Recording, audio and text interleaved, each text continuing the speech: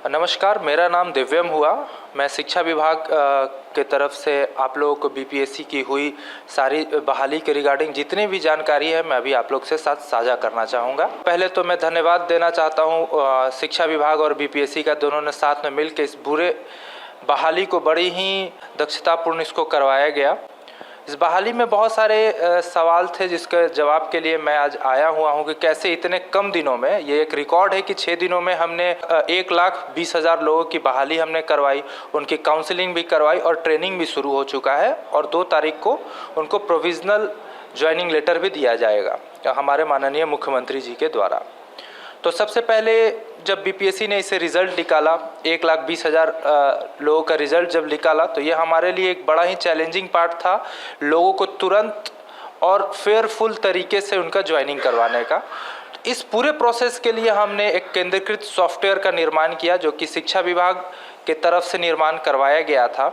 तो सबसे पहले इसमें जो सवाल आता है रिजल्ट आने के बाद डिस्ट्रिक्ट एलोकेशन, तो डिस्ट्रिक्ट एलोकेशन जो हुआ है वो एक सॉफ्टवेयर के माध्यम से हुआ है जो कि एक जॉइंट वेंचर सॉफ्टवेयर था बीपीएससी और शिक्षा विभाग का। तो जब आप लोगों का रिजल्ट आया तो हमने उसको डिस्ट्रिक्ट एलोकेट किया। तो डिस्ट्रिक्ट एलोकेशन में जो हमने पैमाने यूज़ किए वो थे, सबसे पहला आपका मेरिट लिस्ट। तो जैसे कि सभी कैंडिडेट ने जब उन्होंने फॉर्म भरा था तो उन्होंने 3 शहर या 3 जगह का उन्होंने दिया था प्रोविज़न, जिसमें 1, 2, 3 ये तीनों निम्न इस प्रकार से थे, प्रायोरिटी के अनुसार से थे। तो जिसका मेरिट में ऊपर नंबर है, जैसे कि अगर आप टॉप करते हैं और आपका पहला प्रायोरिटी पटना था तो आपको पटना मिलेगा। लेकिन जो मेरिट में बहुत नीचे थे और जिनका तीनों जो शहर दिया गया था वो किसी कारणवश, क्योंकि ऊपर में मेरिट में ज़्यादा लोग थे, वो भर गया, तब अगर आप मेरिट में बहुत नीचे थे तो आपको रैंडमाइजेशन बेसिस पे बाद में डिस्ट्रिक्ट एलोकेट किया गया। और ये हमने सॉफ्टवेयर से बहुत ट्रायल रन हुआ था, उस ट्रायल रन के सफलतापूर्वक बाद आप लोगों को ये बांटा गया है। तो सबसे पहली बात इसमें हमने ध्यान रखा मेरिट। अगर आपका मेरिट ऊपर है तो आपको अपने, अगर आप टॉपर में हैं तो आपको अपना प्रथम जो आपने शहर चुना था वो आपको मिलेगा। अगर आप थोड़ा नीचे हैं तो आपको सेकंड, अगर थोड़ा और नीचे हैं तो थर्ड। अगर आपका जिला एग्जॉस्ट हो गया है, तीनों जिला जो कि आपने दिया था, और उसके बाद आपका मेरिट में बहुत नीचे नाम है, तो उसके बाद आपको जितने खाली जिले हैं उसमें आपको रैंडमली बेस्ड हमने दे दिया। तो this is the first part. अब सेकेंड पार्ट हम लोग चलते हैं कि कैसे इस इतिहास को हमने रचा। 1,20,000 शिक्षकों की 6 दिनों में काउंसलिंग एंड डॉक्यूमेंट वेरिफिकेशन हमने इसको करवाया, जिसको लोग डीवी के नाम से भी जान रहे हैं। तो सबसे पहले कि इसके लिए हमने एक सॉफ्टवेयर का निर्माण करवाया और 38 जिला को ये सॉफ्टवेयर हमने दिया, जिन्होंने अलग अलग काउंटर पुश सॉफ्टवेयर के द्वारा आपका काउंसलिंग करवाया। हर जगह डीआरसीसी या डिस्ट्रिक्ट हेडक्वार्टर्स में उसके काउंटर्स बनाए गए थे। तो सबसे पहले हमने सॉफ्टवेयर में क्या चेक किया, हमने चेक किया कि क्या आपके रिजल्ट हुए थे, क्योंकि जो स्टूडेंट्स ने एग्ज़ाम दिया उसमें से जिसने उसमें उत्तीर्ण हुए, सफल हुए, उनके रिजल्ट्स और उनके प्रोफाइल को हमने बीपीएससी के द्वारा डेटा शिक्षा विभाग ने लिया और उसी डेटा को उस पर डाला गया। अगर कोई फर्जी आदमी वहाँ पे आके बोलता है कि मैंने तो एग्ज़ाम दिया है, मेरा रिजल्ट आया है, तो उसका रिजल्ट वहाँ पे शो नहीं कर रहा था। तो इससे प्रथम चरण में हमने ये देखा कि जिस आदमी का रिजल्ट आया है उसका पूरा प्रोफाइल अगर मैच कर रहा है, प्रोफाइल में उसका हमने उसका नाम, उसके पिता का नाम, उनके कैटेगरी, किस शहर से वो आ रहे हैं, किस सब्जेक्ट में, क्योंकि 3 सब्जेक्ट में इसका एग्ज़ाम हुआ था, 1 to 5, 9 to 10 और 11 12, और उसके अंदर 43 अन्य विषय थे। तो उसमें ये सारी चीज़ें आती थी कि अगर ये पर्सन 1 to 5 में इसमें एग्ज़ाम दिया है, उनके पिताजी का नाम X है, वो इस जगह से बिलोंग करते हैं, और साथ में वो फ़ोटो जो उन्होंने बीपीएससी के एग्ज़ाम के समय अपलोड किया था और उनका वो सिग्नेचर, वो सारों चीज़ का प्रमाण हमारे अधिकारी जो जिला शिक्षा अधिकारी के साथ अन्य अधिकारियों ने मिलकर उसका जांच किया। अगर वो सही पाया जाता था तो उनको नेक्स्ट पायदान पे ले जाया जाता था। तो सॉफ्टवेयर का नेक्स्ट पायदान क्या होता था, आपका बायोमेट्रिक। तो इसमें हम लोग बायोमेट्रिक्स को चेक किए। वो बायोमेट्रिक था जो कि बीपीएससी के एग्ज़ाम देते के समय आपने वो बायोमेट्रिक दिया था, उस बायोमेट्रिक से आपका यहाँ पे बायोमेट्रिक मिलाया गया। अगर बायोमेट्रिक सेम पाया गया, इसका मतलब कि जो इंसान ने परीक्षा दिया वही इंसान यहाँ पे ज्वाइनिंग के लिए आया हुआ है। तो दूसरा ये। तीसरा हमने ये सबसे पहले, ये आज तक रिजल्ट में कभी नहीं हुआ था, आधार वेरिफिकेशन। तो ये बिहार में एक पहला हमने लिया कि जितने भी कैंडिडेट्स आए जिनका रिजल्ट आया उसका तीसरा सिक्योरिटी चेक लगा आधार वेरिफिकेशन। मान लीजिए कि कोई एक इंसान अजय नाम का है, वो जब इंसान आए, अजय नाम के तो बहुत सारे इंसान हो सकते हैं, तो वो आधार हमारा यूनिक आईडी है पूरे भारत में। तो क्या वो वही अजय है जिन्होंने एग्ज़ाम दिया था, जिन्होंने बीपीएससी का फॉर्म भरा था? इसको भी हमने आधार के जरिए, आधार में मोबाइल ऑथेंटिकेशन के जरिए इसको हमने देखा। फिर चौथा स्टेप आता है डॉक्यूमेंट वेरिफिकेशन। डॉक्यूमेंट वेरिफिकेशन में हमने उस सारे डॉक्यूमेंट्स को आप से मंगवाए थे उत्तीर्ण छात्रों से जिन्होंने बीपीएससी पे अपना जो पुराना डॉक्यूमेंट अपलोड किया था। जब वो बीपीएससी में अपना डॉक्यूमेंट अपलोड कर रहे थे तब डॉक्यूमेंट में बीपीएससी का वाटरमार्क आया था। तो उन सारे डॉक्यूमेंट्स को हमने जो चेकलिस्ट था उससे मिलान किया। तो इसमें बहुत लोग थे जिन्होंने बीएड किया और 1 to 5 में जिनका सिलेक्शन हो गया, उनके वो डॉक्यूमेंट वेरिफिकेशन के लिए आए, उनको हटाया गया ना। 11-12 में बहुत सारे ऐसे अभ्यर्थी थे जिन्होंने स्टेट पास नहीं किया था बट समहाउ बीपीएससी के एग्ज़ाम में उत्तीर्ण हो गए थे, वैसे भी लोग डॉक्यूमेंट वेरिफिकेशन में हटाए गए हैं। इन सभी का डेटा है हमारे पास, ज़रूरत आने पे अपर अथॉरिटीज़ के हिसाब से उसको पब्लिक किया जाएगा।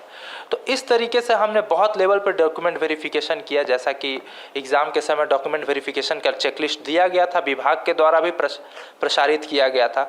जब डॉक्यूमेंट वेरिफिकेशन हुआ तो उनका एक काउंसलिंग लेटर जारी हुआ था। उस काउंसलिंग लेटर में QR कोड ऊपर में था, आपने देखा होगा, ये भी एक नए तरीके का इनिशिएटिव था। तो आप लोग पूछना चाहेंगे कि QR कोड से क्या हुआ? तो QR कोड से ये हुआ कि जैसे ही स्टूडेंट वहाँ से 4 सिक्योरिटी चेक करके अब 5वां सिक्योरिटी चेक QR कोड से आया, तो उस QR कोड को हम लोग निकाल के वो लोग ओरिएंटेशन सेंटर अलॉट हुआ।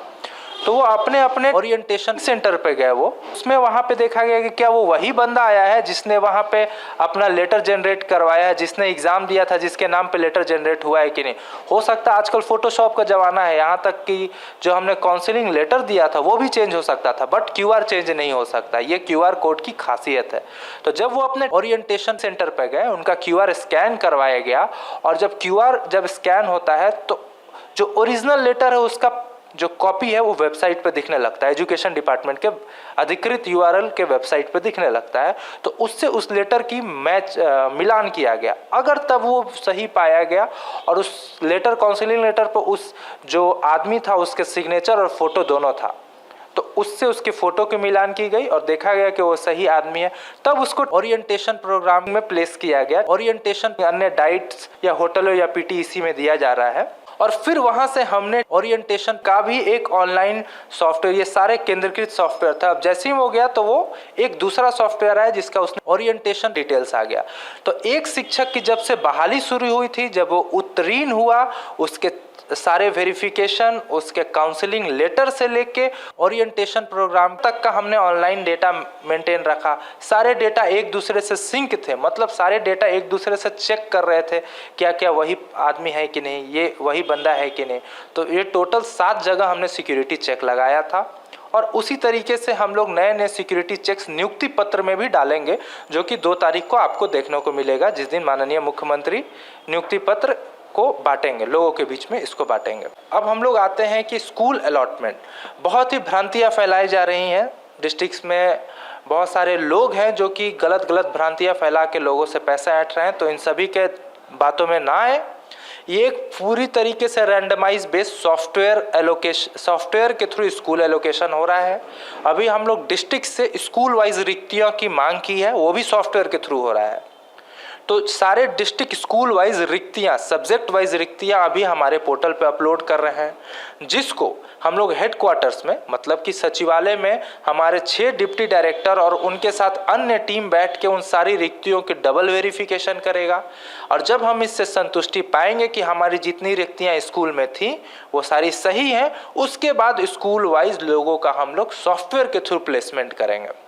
और ये एक रैंडमाइजेशन के थ्रू होगा, जिसका एल्गोरिदम भी आप लोगों को जब स्कूल का बंटवारा हो जाएगा तो आपको पब्लिक कर दिया जाएगा। तो इसमें सबसे पहले तो मैं बताना चाहता हूँ कि मानव का, मतलब ह्यूमन इंटरफेरेंस जिसको बोलते हैं, मतलब मानव का दखल अंदाजी इसमें कहीं नहीं है।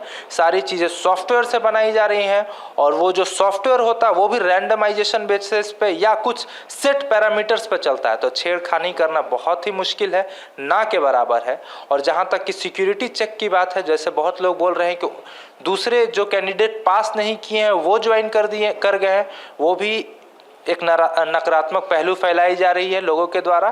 क्योंकि हमने जो 6 सिक्योरिटी चेक की मैंने बात की, वो 6 सिक्योरिटी चेक जैसे कि आधार, बायोमेट्रिक और उनका प्रोफाइल, ये 6 सिक्योरिटी के कारण उस चीज़ को भी हमने नलीफाई कर दिया है। नेलिजिबल नहीं, नलीफाई मतलब वो 0% है। और मुझे लगता है इसके साथ मैंने जितने भी चीज़ें चल रही हैं मार्केट में उस चीज़ को मैं यहाँ पर समाप्त करता हूँ। ये बहुत ही कम दिनों में 1.5 लाख लोगों का हमने रिज़ल्ट निकाला। मतलब बीपीएससी को मैं इसके लिए बधाई देना चाहता हूँ।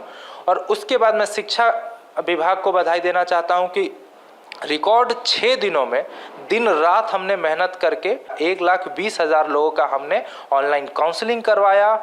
डिस्ट्रिक्ट में उनको हमने कॉलेजेस के साथ टैग किया, उनकी ओरिएंटेशन करवाई और कुछ दिनों में ही अब हम उनका सॉफ्टवेयर के माध्यम से स्कूल अलॉटमेंट भी करेंगे। तो सबसे पहले तो मैं आश्वस्त करना चाहता हूं कि ये जो पूरा प्रोसेस है सॉफ्टवेयर के थ्रू है, तो इसमें किसी तरीके की गड़बड़ी नहीं की गई है। और आप लोग बेचैन ना हो, आप लोग बातों में ना आए, आप लोग अफवाहों में ना आए। अगर आपको किसी चीज़ की जानकारी चाहिए, ऑथेंटिक जानकारी चाहिए, तो विभाग का, शिक्षा विभाग का अपना कमांड एंड कंट्रोल सेंटर है, जिसमें हम लोग जितना भी शिक्षा विभाग से रिलेटेड क्वेरीज, प्रॉब्लम, उन सभी चीज़ों का समाधान करते हैं। जब आप लोग कल को शिक्षक बनिएगा, आप अपने प्रॉब्लम भी इस पे साझा कर सकते हैं। तो इसका नंबर आप लोग नोट कर लीजिए, 14417। अगर आपको नियुक्ति के लिए या शिक्षा विभाग से जुड़े अन्य या किसी भी अन्य शिकायतों या क्वेरीज को आपको जानना है तो अफवाहों में ना आए, इस नंबर पर कॉल करें, आपको इसकी सटीक जानकारी दी जाएगी। धन्यवाद।